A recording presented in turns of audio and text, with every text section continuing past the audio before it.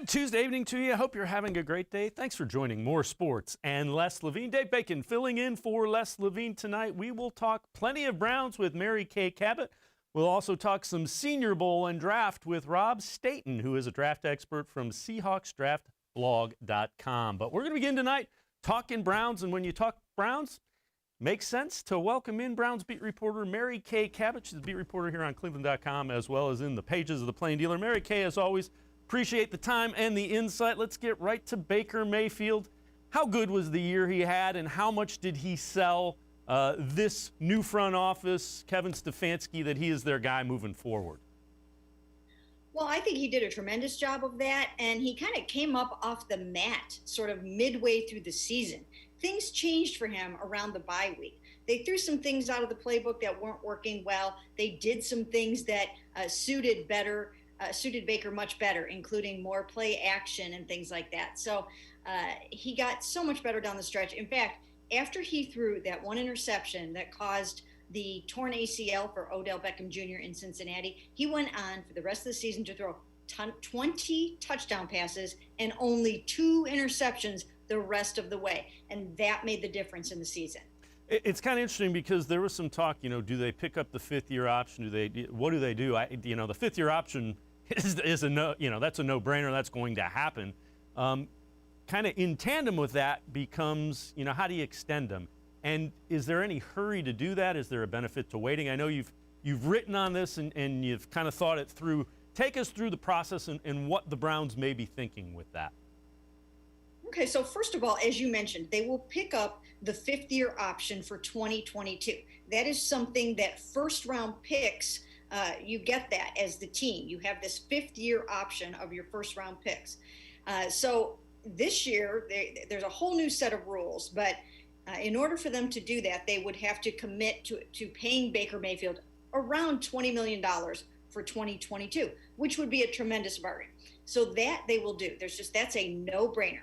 Sometime between now or the new league year and May 3rd, they'll pick up that 5th-year option by the May 3rd deadline. As you mentioned, the corollary to this then is the contract extension that he is also eligible for this offseason. First-round picks, you can go ahead and renegotiate and extend their contracts after their 3rd year. So he can get that.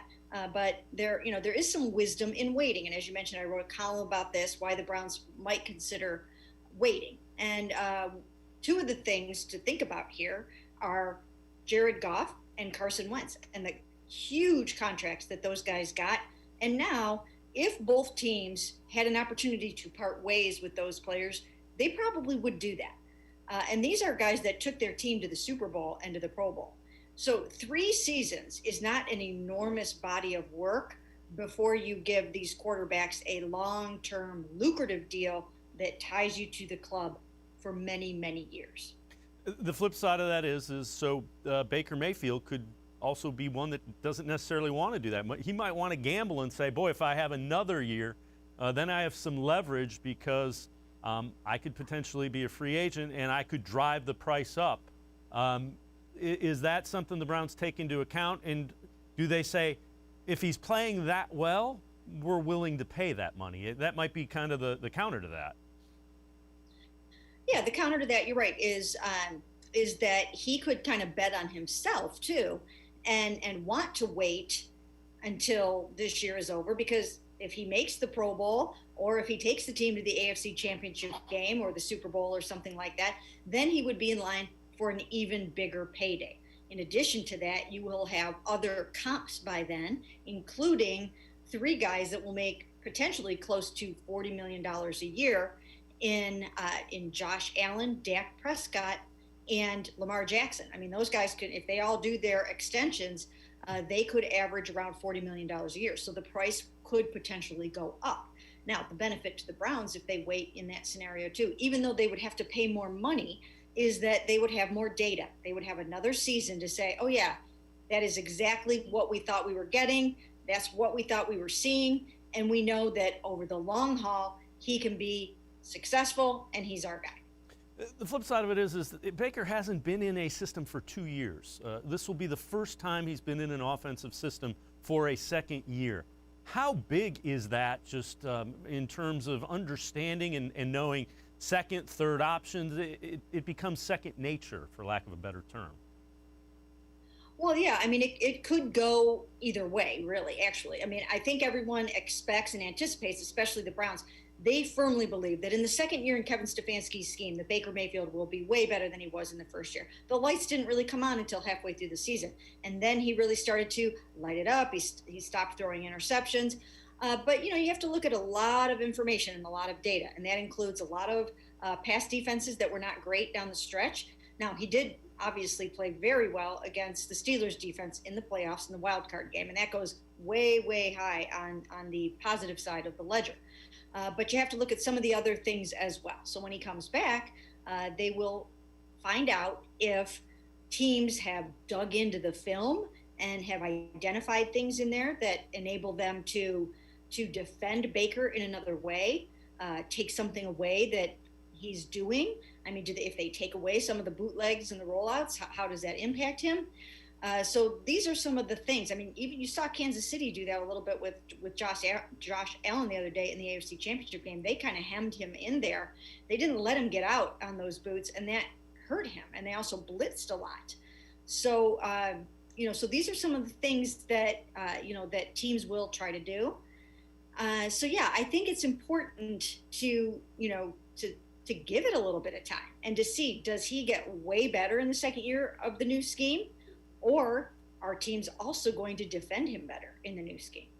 The other thing is the intangibles. What from the Browns' perspective, what do you think they see as Baker Mayfield's intangibles? You know, leadership, those kind of things.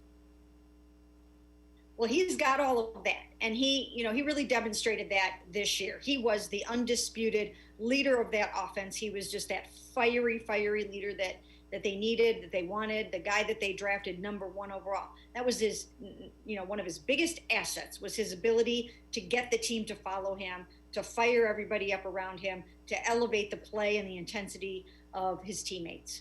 And he definitely has all of those intangibles.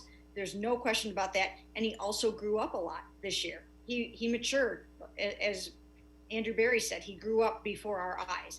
And not just on the field, but off the field. He didn't get into it with everybody. He didn't, he wasn't calling out Colin Cowherd and Rex Ryan and, other players and doing all that kind of stuff. He kind of just put his nose to the grindstone and he played some good football.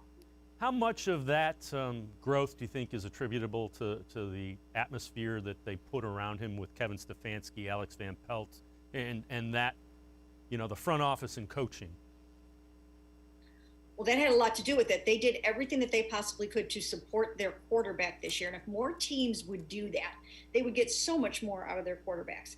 They gave him an excellent head coach, an excellent offensive coordinator, and quarterbacks coach. They supplied him with a great mentor in Case Keenum. Case was phenomenal for Baker this year.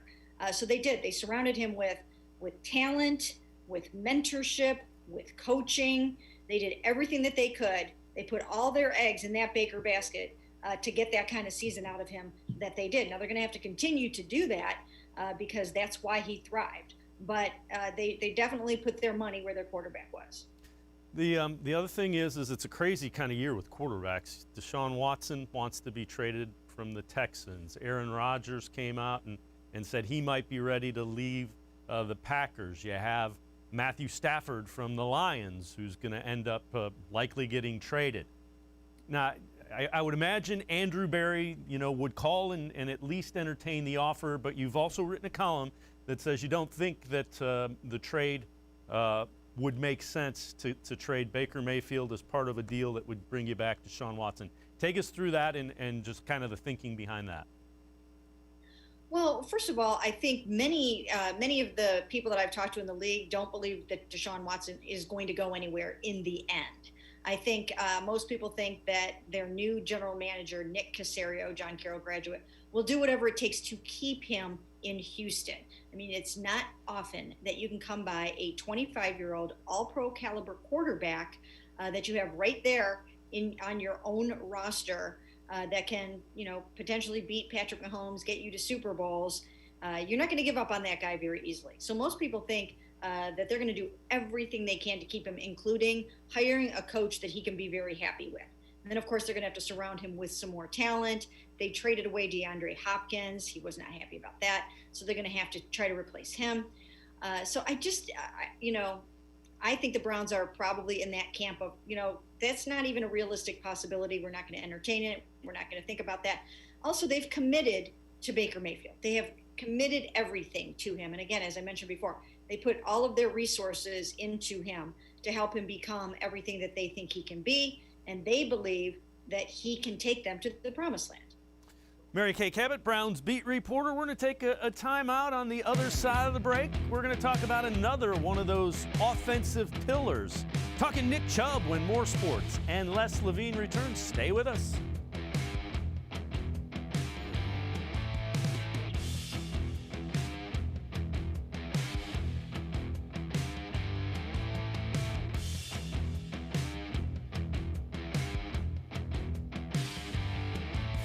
Presque Isle Downs and Casino has sports betting. Use one of our 50 state-of-the-art Bet America kiosks to place your bet and watch your favorite games on one of our many HD televisions or visit our sportsbook area. Only at Presque Isle Downs and Casino.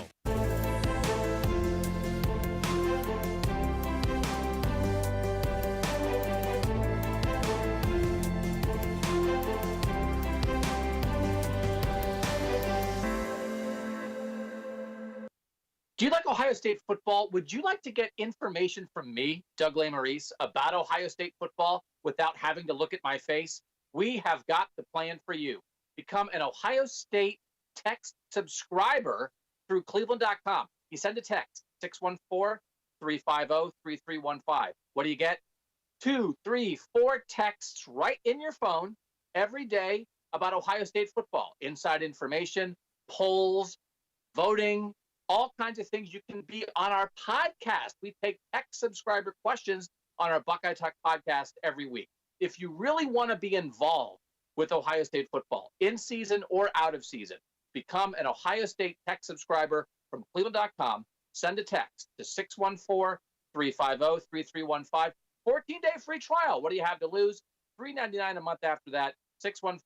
614-350-3315. I'll see you in your phone. Tri-C is here for you. Now more than ever, you need a post-secondary education. So I encourage you to start your journey here at Tri-C. The majority of fall classes will take place online, but we've added a variety of formats to meet your learning needs, and we've taken many steps to keep you safe on campus. Whether you're ready to get started or your four-year plans have changed, Tri-C is where futures begin. The Ohio Lottery Partners in Education program recognizes role model students and teachers from across Ohio. Nominations can now be done completely online. To nominate a deserving teacher or student, go to ohiolottery.com. In the About section, find Partners in Education. There you will find links to the nomination forms. Students kindergarten through 12th grade can be academic all-stars. Teachers can be honored as a Teacher of the Month. The Ohio Lottery Partners in Education, where stars shine.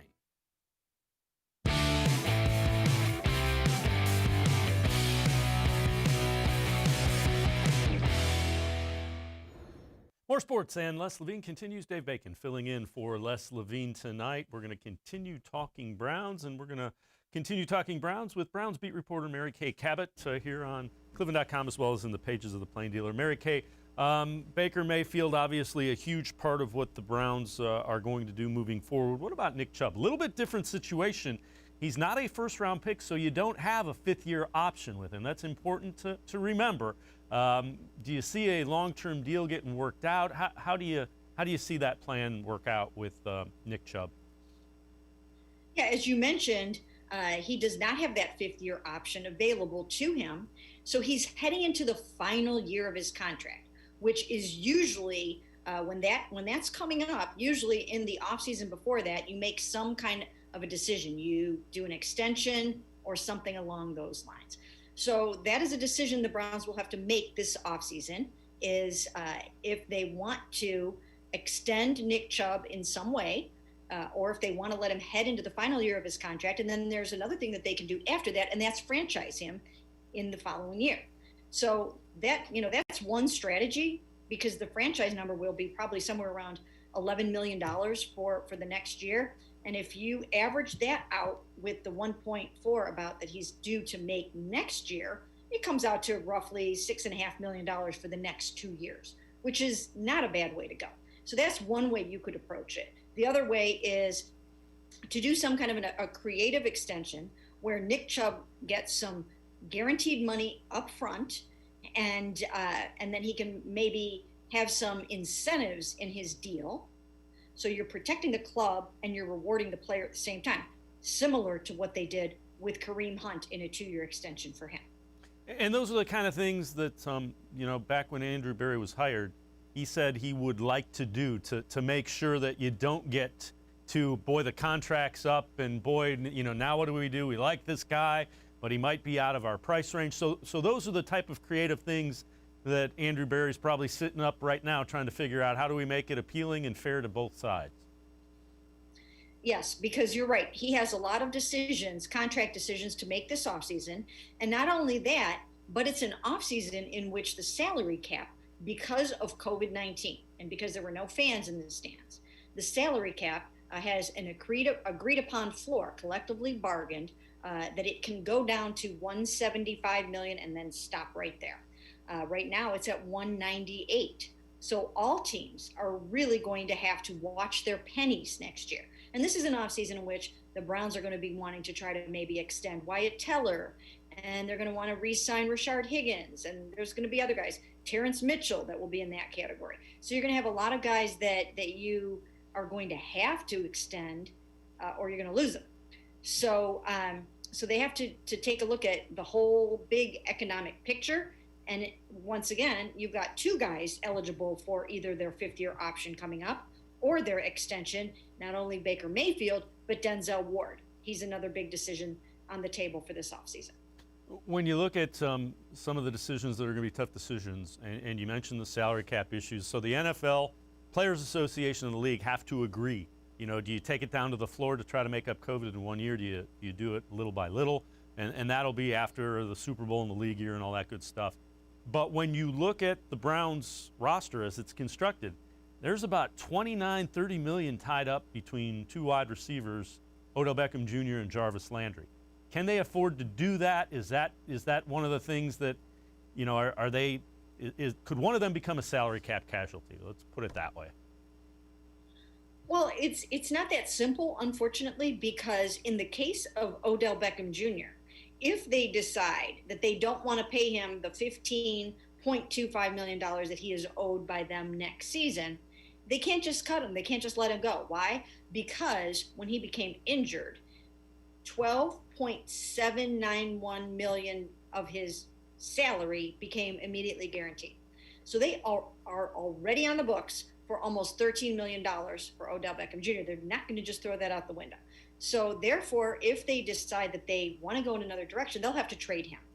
It could happen. It might not happen. Some of it will come down to discussions with the player, discussions with the agent.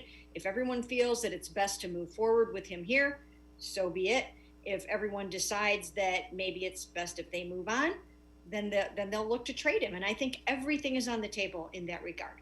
As far as Jarvis is concerned, he's only got $3 million worth of dead cap money on his deal for this season, for 2021.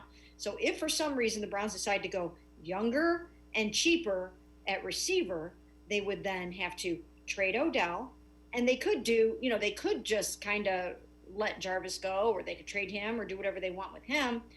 Also, they could keep him at the nice price that he's at, and he is a building block and a foundation of this offense. But they're not on the hook for a ton of money in regards to him in the event that they decide, hey, let's see what we want to do here. The other thing is the Browns are actually in decent shape as far as the salary cap goes, unlike, some of the other, the Saints come to mind. I think the Texans, the Steelers, some of the teams that have paid heavy to build around potential windows of championships are in some salary cap issues. Browns should be in pretty good shape from everything you've seen.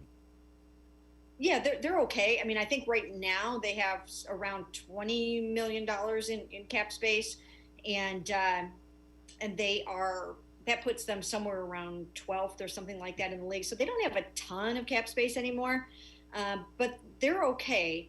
And as we said before, they could easily clear a lot of cap space depending on some decisions that they might make. So we'll have to see what they decide to do. It's a very big offseason for Andrew Berry. And, you know, it's not that anybody mismanaged the cap. These are things that happen when you have multiple first-round picks and good players that play well. I mean, these are the things that good franchises have to deal with year in and year out that, you know, the Browns haven't had to deal with because they've struggled with their draft picks a lot of times.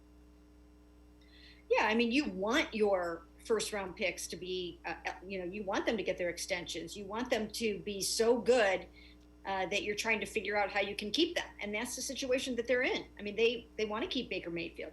They want to keep Denzel Ward. They wanted to keep Myles Garrett. So that shows that they are drafting well, and they're not making the mistakes that we saw them make year after year after year. I mean, most of those guys didn't get to their second contract. Half of them aren't even playing football anymore. So they're in good shape now from a roster standpoint and from a cap standpoint. When you look at this roster, you know, we know the offensive line was great. Baker developed. Is there an area that you think, you know, it's pretty good, but it doesn't, maybe it's under the radar. People don't really appreciate how good an area on this roster is. No, I mean, I think for the most part, we have a pretty good handle on what areas are really good. I mean, the offensive line had to be either the best in the NFL or one of the top three in the NFL. I mean, they were just tremendous, and I think the Browns will work very hard to keep it that way. And they have a lot of resources invested in it, so it didn't happen by accident. But, you know, that's an area that I think everyone can be excited about going forward. We know the running backs are good. The receiver situation, I think, is in a little bit of a state of flux as we head into this offseason, but the tight end room is super solid and strong. Defensively, you know, D-line looks pretty good, but they need another pass rusher over there. They need another linebacker, and I think they might need a cornerback. When you look at that, you bring up the D-line. So Olivier Vernon, the Achilles free agent, probably won't be back. He's injured. Ogunjobi is a free agent. So there is the need to, you know, you need somebody so that Myles Garrett isn't getting quadruple team, you know, so that everybody is not trying to keep Myles Garrett away from the quarterback. Is that something you expect them to potentially address? And here you see these are guys that are under contract. Andrew Billings opting out probably. They probably could have used him, really nice run-stopping defensive tackle, but you kind of need that other bookend to Myles Garrett just to even set Myles Garrett free a little bit. Don't you think that's one of the areas they're going to be looking for? Yeah, and they looked hard for it last year. I mean, they came very close to signing Jadeveon Clowney. At least they made a great effort, a concerted effort to do so. They offered him probably more money in a multi-year deal and even a one-year deal than most anybody else. So they tried hard in that regard, and they also tried to trade for Yannick Ngakoue. So they will look for that guy. Somehow, somewhere, they will try to find a pass rusher opposite Myles Garrett. Now, I don't know where they'll find him. They can look on other rosters. They can look in free agency. They can look in the draft, but they will find that guy.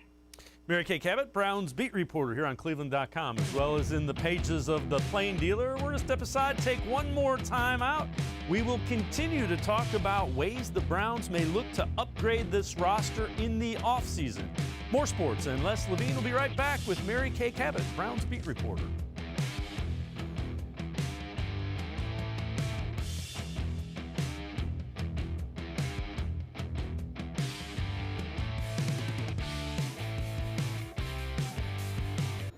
A friend of mine brought up Nature Stone. Our floor was not a nice garage floor. It was cracked and dirty and messy all the time, and it's just pretty. It's a pretty garage floor. You could tell they really cared about what they were doing. They did an excellent job. There's a room of lovely people here that have been so nice to us and so great, and such great service from the guys who did the floor, and we just really appreciate that. And I highly recommend it. Schedule your free cost estimate today at naturestone.com. It's not just a floor. Wow, it's Nature Stone. There are tastes we remember. Every smell brings the happiness of times gone by. Experience this every time you walk into Gallucci's Italian Foods. Whether you need lunch on the go, a catered party, or that perfect blend of wine, meats, and cheeses, Gallucci's has exactly what you're looking for. Straight from Mama's kitchen for old world traditions or original experiences. From the tastes you remember to new flavors you'll never forget, Gallucci's is a tasty branch of your family tree. When it comes to selling you a mattress, most retailers are handing you a long line of extra steps that drive up costs and create confusion. At the Original Mattress Factory, we simplify the mattress shopping experience by building mattresses and box springs in our own local factories and selling them direct to you. It's short, sweet, and simply makes sense. So experience more than just the mattress store. Experience an original, the Original Mattress Factory.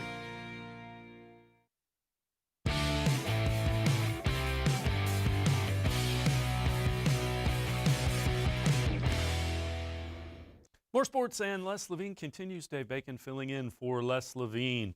Mary Kay Cabot, Browns beat reporter and here on cleveland.com, as well as a plain dealer, is our guest. Mary Kay, defensive side of the ball we've talked about needs some upgrading. Is it a matter of that the linebacker position is just not as big of a deal as it used to be? Sometimes there's only two on the field. Or do you think that's an area that the Browns will really kind of look at and see if they can upgrade significantly? Well, different defenses focus on different positions and put different premiums or values on different positions. And in this particular defense, the linebackers, or at least three linebackers, you don't really always need that. They're in sub defenses a lot of the time. So quite often they only have two linebackers on the field, or they'll have like a hybrid type player out there. So it's really not a position that they wanted to sink a whole ton of money into. It'll be interesting to see this offseason if they regretted that, or if they will actually go out and find a really good quality linebacker that can do all different kinds of things for you in terms of, covering tight ends and covering receivers and backs out of the backfield and, tackling and, just everything that they need to do, rushing, or if they will kind of develop the guys that they have and hope that Taki continues to get better and Jacob Phillips continues to get better. I'm not sure that they're going to go out and want to spend $15 million a year on a linebacker. I think they would rather put their money towards more defensive linemen and defensive backs. How big of a deal was it that Grant Delpit, couldn't play at all? I get the sense that they expected that Delpit could have been one of those guys that they moved around, and his versatility would have been a big asset to this defense and cured some of the ills. I think that's what the Browns' thinking was, at least. Well, it was, and we're putting a lot of high expectations on what Grant Delpit may have meant in his first year, but that's what they thought he was, and that's why they drafted him so high. They drafted him in the second round, and he would have been on the field pretty much every down. He would have played a number of different roles. He would have been sort of a hybrid, safety / linebacker. He would have been out there in all the sub defenses. He would have played the big nickels, so to speak.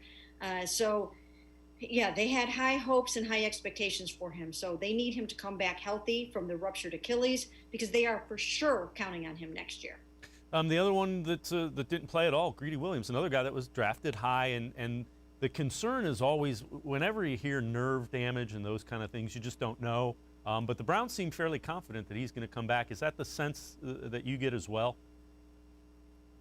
It is the sense that I get, but I would definitely have a good, solid plan B, because when you're dealing with nerve damage like that, you just don't really know how it's going to come back. And when it does come back, is it going to stay healthy the way that you need it to? So I think they have to probably re-sign Terrence Mitchell, which I think he would be worth it. I think he did a nice job for them in relief of Greedy Williams all season. He's about to hit the free agent market. I would go ahead and re-sign him as an insurance policy, and I would continue to look elsewhere. Now, they also have Kevin Johnson that could play outside there and work into that role, but they need to make sure that they have themselves covered in the event that Greedy doesn't come back 100% the way they are expecting him to.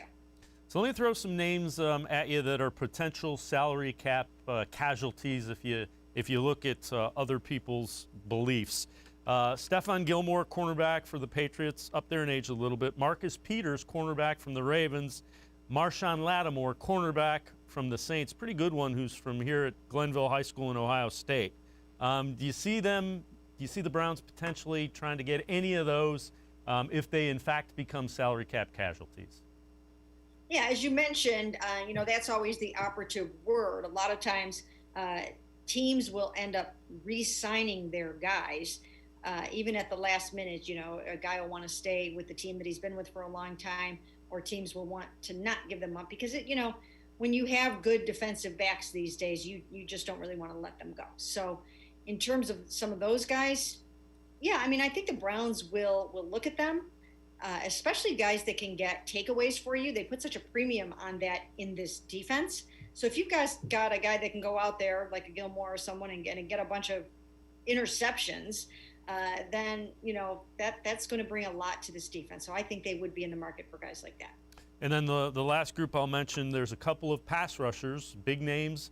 There's some thought that J.J. Watt could be a salary cap casualty. Also, Von Miller. Miller's coming off an injury, but either one of them would look really interesting paired opposite Myles Garrett. Probably cost you some money. Is that, again, are those – we've seen that Andrew Berry was willing to do that with Jadeveon Clowney and Ngakoue, you mentioned. You think that's another avenue they potentially look at? Yes, absolutely. To be able to get a proven pass rusher in the right age group. They don't want anybody that's going to be, too much on the downside of their career. But to get someone that they feel would have good production, like Olivier Vernon had for them this year, I think that they'll look into those kind of guys. Again, as you mentioned, Von Miller's coming off of an injury, and there are some other things that would need to be looked into with him right now. But for the most part, yes, if there is a great pass rusher out there, Andrew Berry will look into it. Mary Kay Cabot, Browns beat reporter here on cleveland.com, as well as in the pages of the Plain Dealer. As always, we appreciate the time and the insight. Thanks very much, Mary Kay. Thank you. We're going to take a quick time out. On the other side of the break, we are going to welcome in Rob Staton. Rob is with the BBC. He also does SeahawksDraftBlog.com, a draft expert. We'll talk some Senior Bowl. We'll talk some draft with Rob Staton. Coming up on More Sports and Less Levine. Stay with us.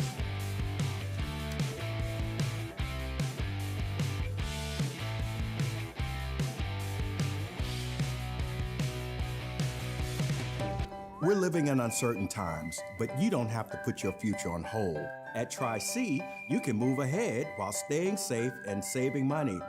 The majority of fall classes will take place online, but we've added a variety of formats to meet your learning needs, and we've taken many steps to keep you safe on campus. Whether you're ready to get started or your four-year plans have changed, check out Tri-C's programs and resources, because Tri-C is where futures begin. Well, hello, everyone. Let me tell you a little bit about Browns Football Insider. For only $3.99 a month, you can get texts sent right to your phone each day from me, Dan Lobby, Scott Pasco, and Ellis Williams. In addition to that, you'll receive a Football Insider newsletter every day with special things from us, things that you won't see anywhere else on the site. You'll get breaking news, analysis, features, film breakdown, and things like that. Texting us directly gives you a great chance to cut through the clutter of Facebook, Twitter, other social media, and avoid the trolls. Also, it's the only way to get your questions on the Orange and Brown Talk podcast. So why should you sign up? Try a 14-day free trial. You can cancel at any time. All it takes is one text, but you won't want to cancel. We have hundreds of subscribers join us over the last year. They love it and have stayed with us. We're seeing the Football Insider community grow every week. And it's only $3.99 a month, which is less than 14 cents a day. What I like most about Football Insider is the opportunity to connect with you one-on-one and really communicate with you. So how can you become a Football Insider?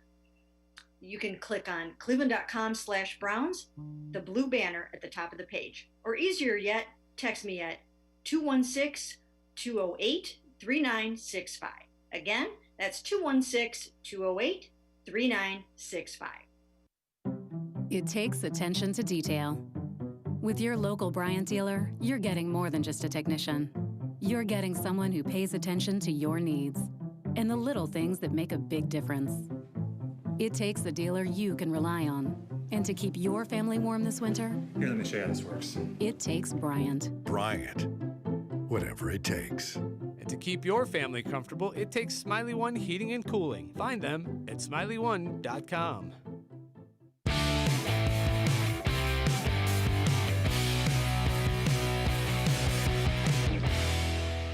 More sports, and Les Levine continues. Dave Bacon filling in for Les Levine tonight. We're going to turn our attention to guys that might be future Browns. We're already talking draft. Senior Bowl is this weekend, but we are going to focus on the draft. Let's welcome in Rob Staton. Rob is with the BBC, also does a website, SeahawksDraftBlog.com. He has done a couple of things leading up to the Senior Bowl, has already done some mock drafts. So we're going to start talking draft with Rob Staton. Rob, appreciate the time and you joining us. This year's draft class, when you look at it, and you've already started to take a look at it, some areas of strength in this year's prospects. Well, without a shadow of a doubt, the strongest position in this draft for me is interior offensive line. Now, I appreciate that might not mean so much to Browns fans because the O-line is absolutely incredible. But if you're a team that needs a center or a guard this year, then you're in luck. This is going to be the draft for you. It's also a really loaded class of receivers. We've seen this over the last few years. Wide receivers are adapting from the college game to the NFL very quickly. We are seeing really fast, really explosive receivers coming into the league. And I would say that alongside the interior offensive line, it's that receiver position that a lot of teams are going to be looking at in this draft. What are some areas where if you need that position, you better get after it early because it isn't quite as deep and maybe not quite as high end on things this year? Well, this may well tie into the Cleveland Browns. I think if you want one of the top linebackers, you've got to look at that position pretty quickly. I think the well is going to run a little bit dry once you get through those first few rounds, those first 1 or 2 rounds. There are going to be linebackers that are available later on. You can plug some of these guys in, depending on what type of scheme that you're running, what kind of a linebacker that you want. But if you want a really fast, rangy linebacker who can get up and down and across the line, you know, we're seeing Devin White doing so well for the Tampa Bay Buccaneers at the moment. You're probably not going to find anybody quite as good as him. But if you want somebody who is going to play that kind of position, you need to go there early. I'd also say that tight end generally is not a position that you can tap into deep into the draft this year. That has been the case for a few drafts now. But overall, I would say that it's a draft where whatever position you need, there isn't a really weak position. Most places are pretty good. You'll be able to find somebody you like at your position of need. Now, one of the things the Browns have said they really want to do is they want to get a little bit faster on both sides of the ball. Are there some guys that kind of make you go, this guy has the explosiveness to help either on offense or defense? They need to get quicker on both sides of the ball is kind of the feeling. Yeah, absolutely. I mean, there are plenty of guys. You've got a receiver that, you know, D. Eskridge is one guy that I think you would look at straight away who is going to run in the 4.3s. He's been really explosive for Western Michigan. There are plenty of receivers that are going to be in that. You know, Tony at Florida, who's going to be at the Senior Bowl, is a player that's going to run really well. There's receivers throughout that first round. Rondale Moore's another one at Purdue. But there are defensive players that are going to run fast as well. I mean, one guy that I think Browns fans will probably be familiar with because he's from Ohio State, who is really fast, really quick at linebacker is Baron Browning. Very, very talented player, very agile. His testing in high school, which is indicative of what the players will go on and do at the combine, was very, very good. Fantastic short shuttle. That is a test that you really look for in the linebackers. There's not going to be a combine this year, so now we kind of have to look at those numbers in high school and try and work out where are these guys going to go, how athletic are they. Someone like Baron Browning would be really good for the Browns. You might have to take him in the first round because he's that good, but he's somebody to keep an eye on. And in terms of pass rushers, there are a few guys in this class that are going to be really good coming off the edge if you want to get after it. Some good safeties, some good cornerbacks. You know, if you want speed at cornerback, there isn't going to be anybody quicker than Ambry Thomas of Michigan. I think he could be there in the first or the second round. I really like him. Elijah Molden's another guy at Washington, very, very talented. May not have the straight line speed that people are looking for at cornerback, but that short shuttle time, again, so key for cornerbacks and for slot cornerbacks. He's going to run in the 3.9s in that range. So there are players that are quick, that can get on both sides of the ball that the Browns can target. Now, Rob Staton from SeahawksDraftBlog.com has already done a mock draft or two. So let's take a look at who Rob believes the Browns might get here. You've done a couple of rounds, and let's take a look at it and then tell us a little bit about each of these guys and what you like about them, what you think might fit in with what the Browns need. Well, a lot of people like Kwity Paye and may think, well, you've got him a little bit low in your mock draft. There's something to remember with Paye in Michigan is that he only had 6.5 sacks in 12 games last year, and he had 2 sacks in 4 games. You don't have a real deep back catalog of games to go and check out. He plays in flashes, but hasn't had sort of that dominant season that you kind of see from someone like Chase Young a year ago, which really propels him to the top of the first round. I think there's a cluster of pass rushers that could go in the first round that could go anywhere from like 12 all the way down to the Browns at 26. But here's what Paye is. You know, he's quick, 6'3", in the 3-cone. He can run in the 4.5s and the 40. He's explosive enough. 34-inch vertical is about kind of what you want from your pass rushers. And a 4.15 short shuttle. Those are the numbers that he's expecting to go for. So he's somebody who has got that quickness, has got that speed off the edge. Put him across from Myles Garrett. A lot of teams are going to really struggle to take on the Browns. And then in round 2, Dylan Moses. You know, the Browns are very good at finding these SEC talented players who fall. You know, you look over the years. I would say that Nick Chubb fell. I mean, it's absolutely ridiculous that Nick Chubb, he had no business being available at number 35, and we've seen that now with how good that he's been in the NFL. You look at Greedy Williams at LSU at 46, Grant Delpit at 44, Matt Wilson, who was a later round pick, 155. They've done a very good job of finding these guys who fall for whatever reason and getting talented players. Now, Dylan Moses was on track to be a top 10 pick, a bit like Grant Delpit. And then he had an ACL injury a year ago, missed all of last season. I'm not sure that he ever quite got back to his very best this year. And because of that, I think there's a chance that he might last a little bit. You've got sort of a few other linebackers. I mentioned Baron Browning. You've got Zaven Collins. There's one or two others who could sneak ahead of him who just have better seasons and are going into the draft with a little bit more momentum. But if he was there in the late second round, he's somebody who has got that quickness, has got that talent, maybe just needs a little bit of extra time to heal up and get fully back to his best. If he makes it, he could be a long-term starter in the NFL. What does Paye show on just when you watch him? Because I know you've done some work with the games that he's played. What do you see when you put the game in and watch him play, the defensive end from Michigan that you think the Browns may have a chance for? What you're looking for, you want to see that speed, and you want to see, just a pure speed rush to get around the edge, get around the arc, and then finish and straight into the quarterback. You also want to see guys who've got powerful hands that can jolt, who can turn speed to power. If you want to go with a speed rush and then just get into the pad level of an offensive tackle and drive them backwards, you've got to be able to do that to keep one arm free. You see a little bit of evidence of that from Kwity Paye. He's not just a speed guy who's 250 pounds, who's going to be just reliant completely on speed all the time. He's got a bit of size to him.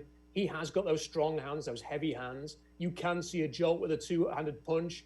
He is going to be able to set the edge in the running game. I think the one thing that if he'd have gone to the combine and performed as well as he's expected to, and then some of the other guys who play his position didn't perform as well as expected to, then what you may have seen is Kwity Paye elevating himself into pretty much a top 15 lock. But we're not going to have that opportunity now. And all you have got is limited tape. There's a few guys, Gregory Rousseau in Miami's another one. People expect him to be top 15. I think he could last a little bit longer. You've got Patrick Jones, who people are sleeping on a little bit at Pittsburgh. I think might go a little bit earlier. You've got Olajari at Georgia, who finished the season really, really well and may have worked his way into the top 20. You've got a big bunch of guys who are quick, fast, powerful, have shown good leadership skills, good character guys as well, that are going to go in a certain range. They all can't go in the top 15, 20, though. Some of them are going to last. And I think there's a chance that one of these guys, possibly Kwity Paye, could be there for the Browns at 26. What do you like about Moses? ACLs now, it seems like, they are pretty commonplace. They're not that difficult, says the guy that's never had one. They're not that difficult to come back from. But what do you like about Moses, and what type of player does he have the potential to be if he's healthy? When he was 100%, he was a fierce hitter, downhill, any kind of, dump offs across the middle, any of those crossing routes, he would go and attack. If you try a screen pass, he could sift through traffic, get into the backfield, get a tackle for loss. He was undersized, which a lot of linebackers are. We're not talking about old school linebackers anymore. We're not looking for these 260-pound guys with a neck roll. coming down and hitting at the line of scrimmage. You need kind of guys who are going to get sideline to sideline. And, so many teams, we saw it with the Chiefs, they love to spread things around, and they'll go on the bootlegs and they'll have their receivers pulling out and all kind of, funky little formations. And you need your linebackers to be quick. You're taking a linebacker off the field an awful lot of the time now for maybe it's a big nickel or it's a slot cornerback, and you need speed. And that's what Dylan Moses was. And I think the one thing we just didn't see from 2020 was him playing in fifth gear, getting absolutely back to his quickest and his best. There were other players on that Alabama defense who maybe shone a little brighter than he did. And when he was playing at his absolute best, as I mentioned, he looked every bit that he was going to go in that top 10, top 12 because of the way that he was playing. Instead, he's probably going to last a little bit longer as a consequence of the injury and not being back to his best. But how often do we see this? SEC guys, they get beaten up a little bit, they fall into round two, but actually they can provide a load of value if you're looking. Last thing I'll ask you as we wrap up this and look forward to the Senior Bowl, who are some guys that you think might be a little undervalued? You look at him and say, man, somebody's going to get a bargain with this guy because he might be, a top 10 pick. So some guys to keep an eye on that you think might be sleepers in this draft. I think one guy who I think is really flying under the radar is Javonte Williams at North Carolina. He was in a committee situation in North Carolina. Two running backs, Michael Carter ran very, very well as well. But this guy finishes his runs, breaks contact, yards after contact, finishes all of the time, doesn't go out of bounds. He's got a little bit of quickness, but in the passing game as well. I just think that he's such a talented player. And a lot of people like to talk about Najee Harris and Travis Etienne at Clemson, but I think Javonte Williams is as good as those guys. There's an awful lot of interior offensive linemen that you could talk about. Creed Humphrey's very talented at center. Aaron Banks at Notre Dame, again, a very, very talented player. Alex Leatherwood, kind of got mixed views. You speak to somebody like Todd McShay, and he might say he's a third-round pick. You speak to someone like Tony Pauline, a draft expert, he'll say he's a top 20 pick. What kind of a range he's going to go, who knows? But either way, you're going to get a really tough guy, kind of like in a Dwayne Brown mold. Could play left guard, could play left tackle. One name to keep an eye on, it's apt that, we're talking a little bit about Cleveland because his second name is Cleveland. He's Ben Cleveland at Georgia. I think a lot of people think that this is a guy he's kind of stiff and he can't move around. And yeah, he's really powerful, but, he's not very mobile. I completely disagree. I think he's got a bit more athleticism than people think. And, he's going to get after you. The Georgia staff had to limit him to 45 bench reps at 225. Just to prevent him from getting injured. Now, the record at the combine is 47, and he probably would have broken that if there was a combine. Unfortunately, he's not going to get that opportunity now, but he just smashes people up, and he's a really good player who's really only scratching the surface of what he can do. And, a player that I came to really late in this process, and we talked about him earlier, D. Eskridge, just really, really good as a return guy. Western Michigan tried to move him to cornerback, and they moved him back to receiver. And I only came to him in the last week and kind of checked him out for the first time. He's absolutely incredible. Top player, very, very exciting. Who knows where he's going to go? After the Senior Bowl, he may see his stock elevate and fly up the boards. We've seen with guys in recent years who have done that. Terry McLaurin was one of those who ended up going to Washington from Ohio State. So let's see where D. Eskridge is by the end of the Senior Bowl week. I've got a feeling that people may even be talking about him in the second round when all's said and done. Rob Staton, draft expert from the BBC's, an editor there, also runs SeahawksDraftBlog.com. We're going to step aside, take a quick time out. Rob, mention the Senior Bowl. We're going to turn our attention to the Senior Bowl and some names to listen out for. More sports and less. Levine will be right back. Stay with us. Shelly, we really need to get Nature Stone in our basement. I know, Herb, and it would look great in our laundry room, too. Coach, only Nature Stone is perfect for your basement and laundry room because it never needs replaced like damp carpet and moldy tile. That's why it comes with Russell's Promise, our true unconditional warranty. And Nature Stone is absolutely beautiful and so easy to clean. Schedule today at naturestone.com and get up to half your basement or laundry room floor free. Hurry, offer ends soon. Shelly, Nature Stone is perfect for our laundry room and basement. I told you. It's not just a floor. Wow, it's Nature Stone. When it comes to selling you a mattress, most retailers are handing you a long line of extra steps that drive up costs and create confusion.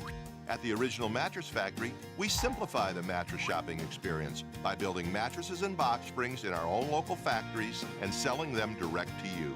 It's short, sweet, and simply makes sense. So experience more than just the mattress store. Experience an original, the Original Mattress Factory.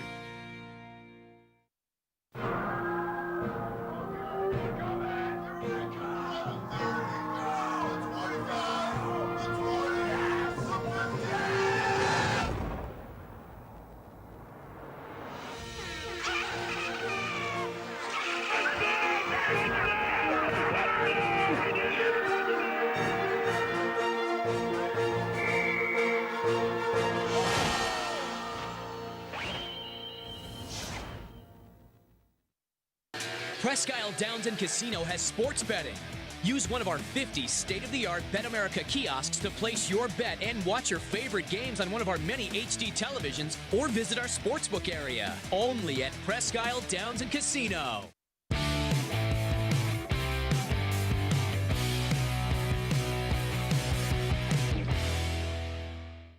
More sports, and Les Levine continues. Dave Bacon filling in for Les Levine tonight. Draft season kicks off with the Senior Bowl coming up on Saturday. Let's welcome back in Rob Staton. Rob is the head of the SeahawksDraftBlog.com, as well as the editor for the BBC. Rob, again, appreciate the time. When you look at the guys in this year's Senior Bowl, who are some intriguing names to listen out for and just keep your eye on when this game unfolds? So one guy that to keep an eye on that we haven't talked about so far, Levi Onwuzurike from Washington. Now, this is a player that, for two reasons, really, the Pac-12 never really got going, did it, in 2020, sadly. And, you know, he was going to sit out the season anyway and focus on the draft. But when you watch him in the All-22 and you sort of see from that behind the line of scrimmage, it's maybe not so noticeable on the TV copy how effective he is at creating pressure, getting into the backfield and impacting plays, but he's very good at it. And, you know, if a quarterback dumps it off into the flat, drops it off to a receiver on a check down, he'll sprint away from that line of scrimmage, and he's going after the guy, and he can pursue as well. So he's really athletic. This is his time to shine. You know, the best thing about the Senior Bowl, O-line versus D-line drills, and it's weighted in favor of the defensive lineman. There's always somebody in the interior who really impresses, and because it's such a good interior offensive line class this year, anybody who stands out is going to see their stock soar. So keep an eye on Levi Onwuzurike. There are a number of other players. Ambry Thomas is a player who I think is flying under the radar, the Michigan receiver, another player who sat out. You see these guys who didn't play in 2020, it's kind of out of sight, out of mind. Here's what Thomas is. 3.90 in the short shuttle, 4.40, 36-inch vertical, competes with the ball in the air. Very, very talented. For me, could even be the best cornerback in this draft class. I know a lot of people like Patrick Surtain of Alabama, Sean Wade, obviously at Ohio State, is really good in the slot. Elijah Molden's very, very talented. J.C. Horn, Caleb Farley. Keep an eye on Ambry Thomas at the Senior Bowl this week. He's just as good, if not better than those guys. Loads of offensive linemen. Mentioned a few of them already. Creed Humphrey, very athletic. Aaron Banks, Deontay Brown at Alabama, very, very physical, will beat you up in a phone booth. I think if you want to look at a quarterback to keep an eye on, there's a few big names who are going to be there. Kellen Mond has got a good arm, was a lot more consistent in 2020. He's somebody who could really elevate his stock. It's kind of a kingmaker, the Senior Bowl. When you get there, these quarterbacks really elevate themselves. We saw that with Josh Allen a few years ago, and look what he's been doing this season. And Kadarius Toney's another guy who, as a receiver, who could really cement his place in the first round. A great Senior Bowl can do that. We've seen players do it in recent years. He is going to be somebody to keep an eye on. There's a whole host of linebackers who are going to be there that are interesting. There are going to be some cornerbacks and some safeties as well. It should be a really fun week. When you look at how important the Senior Bowl is, and you've touched on it now, it takes on an added dimension because there is no combine. There is, everything being done virtually gives the Senior Bowl a little bit more importance, and that's not to say it's not normally important, but it's a chance for somebody to put eyes on the prospects and kind of see them up close and get to learn how their work habits are as well. This is the only opportunity teams are going to get to really go and meet these guys and be around them. There's not going to be any meetings, and there's not going to be a combine. You're not going to be able to get guys out to your facility and spend a day with them. I'm not sure how people are aware how important those meetings are. That is usually when a team really falls for a player. Do they fit into our culture? How do they speak to the people in the canteen? How do they speak to our staff? What do they speak to the equipment guys when they come in? These teams kind of just push them into directions where they can test them a little bit, see what they're like as people. And you're not going to get any of that this year. You didn't get any of it last year either, and it's the same now. So you have not got anywhere near as much information as you would usually have going into a draft. So this Senior Bowl is a great opportunity. And look, they're going to be social distancing. I'm sure of that. They're going to be very safe. The guys at the Senior Bowl have not left any stone unturned in trying to make sure that this is a really safe event that can go ahead. but it is the only opportunity you're going to get to be there. To see from the bleachers, how does this guy interact with the guys that he's competing with? Who emerges as the leader? Who's the guy who's going to get up and bark at the O-line coach after they make a play in 1v1s? You know, that's the kind of thing they're looking for. You're looking for those alpha males. You're looking for those guys who are comfortable in their own skin.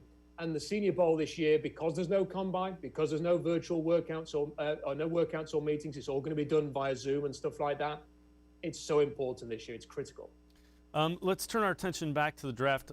You know, everybody has Trevor Lawrence as the top quarterback. Then when you get into the second one, there's some differences of opinion between a number of guys. Who do you like in those next couple of guys as quarterbacks, and what do you think separates them a little bit? You know, to be perfectly honest, I think that this is a draft where you have one quarterback, and it's obviously Trevor Lawrence that you can feel really confident about. And then every single other quarterback has got a question mark. You can kind of run through the list. You know, teams will talk themselves into these guys because that's always what happens. You know, that's what drafting a quarterback is all about. Now, I suspect that the consensus will be that Zach Wilson will end up being, from BYU, will end up being QB2. But then Justin Fields could easily be QB2. I mean, those two guys are going to scrap it out. They could easily go 2 and 3. I could easily see them lasting a little bit longer as well, because you've got teams like the Jets and you've got a team like Miami who could easily look at someone like Javonte Smith, who won the Heisman as a receiver, which is, you know, pretty unusual these days. Jamar Chase is there from LSU, who could easily have won the thing, you know, the year before.